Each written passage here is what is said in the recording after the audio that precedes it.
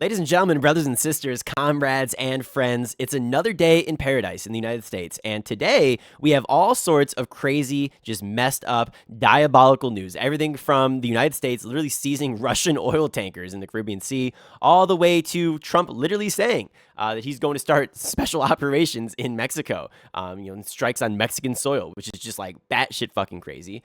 We have the Venezuelan leader dedicating the Nobel Peace Prize all the way to Trump. And they actually say that they're going to split it now, which is just like so mind-blowing. They're actually going to share it. We got Trump saying that he's actually going to try to purchase Greenland, and if they don't want to purchase it, well, fuck it. He's going to have to take them over by force. So this is a really, really, really crazy time that we live in here. And we're going to talk all about it here today. So first and foremost, I wanted to start with this one here. We got this post here from More Perfect Union, but everybody's been reporting on it. Here we go. Everybody's been reporting on it here.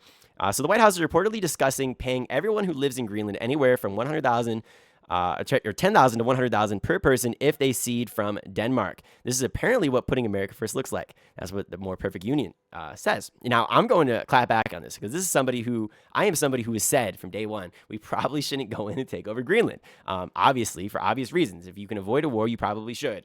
That's putting America first. Having said that now, he's actually mentioning the idea of purchasing Greenland, which, historically is something that could really make a lot of sense. Think of the Louisiana Purchase, for example. Every single student in America learns about that purchase because it was so bloody influential and such a great thing for the United States. So I don't understand, why people would be opposed to this here. But how much would this actually cost? So if you do the math, it's only about $5.6 billion to have literally a full sovereign country under your control. This avoids war, it bolsters U.S. dominance, and this is literally 0.08% of our budget, which is literally nothing. That is free, ladies and gentlemen. That is literally nothing. There's literally tens of billionaires out there who could throw that money away and they would never even miss it, right? So 5.6 billion is literally nothing. And the idea that you could have an entire sovereign country for that, make it part of the United States, Greenland nonetheless, which is one of our neighbors, that's a fucking steal and a half. That's such a good idea. But the problem is, I don't know if they're actually going to go for that. And if they did, if they didn't go for it, I would recommend fuck it. Fuck 5.6 billion. How about let's make it 50 billion. We'll give every single person in Greenland $1 million, right? You know how much money would make? And you're going to say, oh my God, how are we going to afford that? It's there's not many people who live in Greenland, bro. Almost nobody lives in Greenland. And so because of that, it actually wouldn't be that expensive. It's $50 billion if you gave everybody $1 million, right? But then you literally get Greenland, right? I don't understand how that would be a bad thing. That'd actually be a really good thing. Having said that, that's probably not how this is going to go. I cannot imagine that they're actually going to cede. I cannot imagine that Greenland is actually going to come to the United States. Ain't no way in hell. But if it did, not necessarily a bad thing.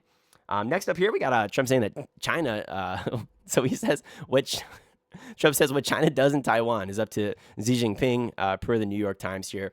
So this is another bad thing. So Trump is just straight up going full-on imperialist here. You can actually see a bunch of maps that people are going to post in the comments here. And it's literally the first reply, which is funny. You just click on any one of these type of posts here. And this must be what Trump sees in his head, right? We got the North and South America here is just going to go to Trump. We're going to have all of Russia and Europe go to Putin. Then we're going to have all of Africa and parts of Asia here and Australia going to Xi Jinping. And that sort of seems like what he is envisioning in his head, the way this man is talking here. And in fact, we know this to be the case because Trump is actually talking about, taking over parts of Mexico here. So if you can look here, it says here, this is from Polymarket. It says, Trump says U.S. forces will begin special operations and land strikes on Mexican soil. Now, actually, he says something slightly different, saying that we're going to land in Mexico, this and that. So basically, this hasn't happened yet, but this is going to happen. He's announcing war on the cartels, basically, which is the same type of justification that he was using for Venezuela, which is interesting, right? Because he doesn't actually care about the drugs per se, which is why he pardoned the Honduras president, and then now he's going after obviously Maduro. So that doesn't really make much sense here, but that's what we're working with. In addition to that, he's also going full-on insane. He just recently seized some Russian oil tankers in the Caribbean Sea. No, that's not a joke. So now we're pissing off Putin too. This man's just going full hawk, full war hawk, and this is really bad. In addition to that, he's trying to, he's getting, she's trying to. We got the opposition leader here, trying to appease Donald Trump. And try to make sure that she gets her power in Venezuela. And so she's trying to dedicate her Nobel Prize to him, trying to share it so he can have one under his belt, which is a rumor that was floating around, is that the reason he didn't give the power in Venezuela to her in the first place was because she didn't refused to accept the prize and dedicate it to him. Right, that was like the whole rumor here. And then it was funny because the next day after that rumor broke, she comes out and says, I'm going to rededicate this to you, which she already did back in October. But the fact of the matter remains is that she's really just playing suck up here. She's being very sycophantic towards Donald Trump.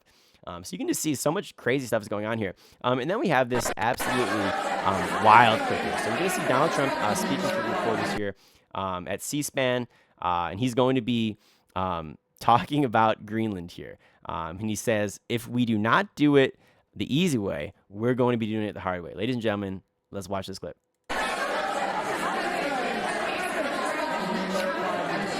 I would like to make a deal, the easy way, but if we don't do it the easy way, we're going to do it the hard way. And by the way, I'm a fan of Denmark too, I have to tell you, and they've been very nice to me. I'm a big fan, but the fact that they had a boat land there 500 years ago doesn't mean that they own the land. I'm sure we had lots of boats go there also, but we need that because if you take a look outside of Greenland right now, there are Russian destroyers, there are Chinese destroyers and bigger, there are Russian submarines all over the place.